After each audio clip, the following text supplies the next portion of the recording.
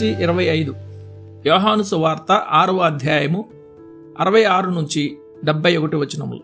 విశ్వాస జీవితంలో వెనుక తీయడం అనేది ఎంత పురాతనమైన పాపం. ఆయన శరీరమును తిని ఆయన రక్తమును త్రాగడం అంటే ఏమిటో మన ప్రభువు వివరించిన తరువాత అప్పటి నుండి ఆయన శిష్యులలో అనేకులు వెనుక తీసి మరి ఎన్నడూనూ ఆయనను వెంబడింపలేదు అని చదువుతాం. నిజమైన కృప శాశ్వతమైన సొత్తు అనడంలో సందేహం లేదు. దీనిని ఒకసారి పొందుకున్నవారు పూర్తిగా దాని నుండి వైదొలగిపోరు. దేవుని యొక్క స్థిరమైన పునాది నిలకడగా ఉన్నది. తిమోతికి వ్రాసిన 2వ పత్రిక 2:19. నా గొర్రెలు ఎన్నటికీ నశింపవు. యోహాను సువార్త 10:28. అయితే నిజమైన కృప భక్తి ఉన్న చోటెల్లా సంఘంలో నకిలీ కృప అసత్యమైన భక్తి ఉన్నాయి. ఆ నకిలీలో కృప నుంచి వేలాదిగా ప్రజలు పడిపోతుంటారు. విత్తువాని ఉపమానంలో రాతి నేలపై పడిన విత్తనాల వలె అనేకులలో వేరు లేనందున శోధన వచ్చినప్పుడు వారు అభ్యంతరపడుదురు. మెరిసేదంతా బంగారం కాదు, పువ్వులన్నీ పండ్లు కావు. ఇశ్రాయేలుగా పిలువబడిన వారందరూ ఇశ్రాయేలు కారు.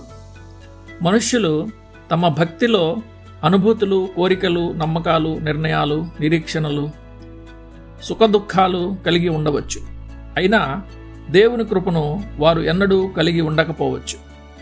కొంతకాలం వారు చక్కగా పరిగెత్తవచ్చు, పరలోకం చేరబోతున్నారు అనిపించుకోవచ్చు.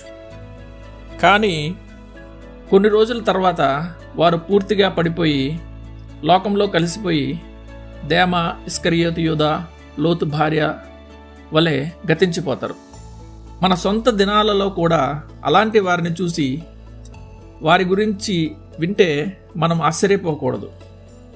మన ప్రభువారి కాలంలో ఆయన బోధనల క్రింద అది జరిగితే ఇప్పుడు అంతకన్నా ఎక్కువగానే జరుగుతుందని మనం ఆశించవచ్చు. అన్నిటినీ మించి అది మన విశ్వాసాన్ని కదిలించి మన ప్రయాణంలో మనల్ని నిరాశకు గురి చేయకూడదు.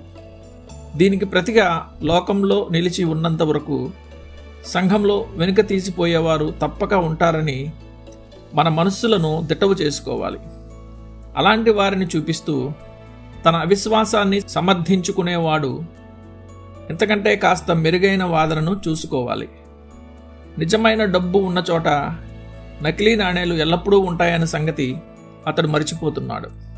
ధ్యానం కోసం ఏనాడు సర్వీసింగ్ చేయించని యంత్రాలు సరిగ్గా పనిచేయవని, అవి ఆగిపోతాయని రుజువవుతుంది.